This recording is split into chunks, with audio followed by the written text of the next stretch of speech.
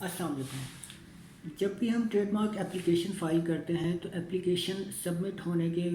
Within 2 to 3 months registrar of trade marks کی طرف سے ایک نوٹس ریسیو ہوتا ہے۔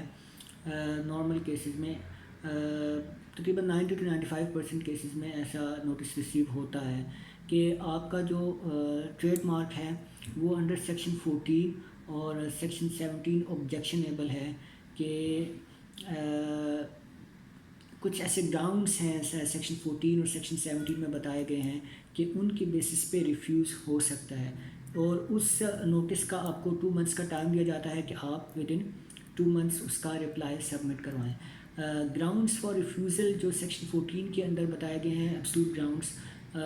ان میں سے کچھ یہ ہیں کہ آپ کا جو ٹریڈ مارک ہے وہ بالکل ہی جو ٹریڈ مارک کی ڈیفینیشن ہے اس کے اوپر پورا نہ اترتا ہو، کہ آپ کا ٹریڈ مارک کسی دوسرے بزنس سے جدا نہ ہو، بالکل ہی اس سے ملتا جلتا ہو، یا کوئی بھی ایسا ٹریڈ مارک جو کہ ایک اپنا الگ سے اپنی شناخت نہ رکھتا ہو وہ ٹریڈ مارک، یا کوئی بھی ایسا ٹریڈ مارک جو کہ اسکینڈلس قسم کا ہو، یا کوئی بھی ایسا ٹریڈ مارک جو کہ پاکستانی سٹیزنس یا ان کی جو ریلیجیس ان کی جو سسیپٹیبلٹیز ہیں ان کے اوپر ان کو مجروح کر رہا ہو، یا کوئی بھی ایسا ٹریڈ مارک جو کہ بیڈ فیتھ میں فائل کیا گیا ہو، یا کوئی بھی ایسا ٹریڈ مارک جو کہ ہائی کورٹ یا ڈسٹرکٹ کورٹس یا سپریم کورٹ میں ریفیوز ہو سکتا ہو، ٹھیک ہے، یا کوئی بھی ایسا ٹریڈ مارک جو کہ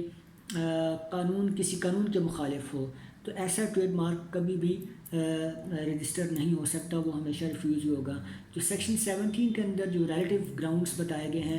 کہ کوئی بھی ایسا ٹریڈ مارک جو کہ آلریڈی رجسٹرڈ ٹریڈ مارک سے بالکل ہی آئیڈینٹیکل ہو، یا اس کے بالکل ہی سملر ہو، یا ایسا ٹریڈ مارک آلریڈی رجسٹرڈ ہو چکا ہو، تو اس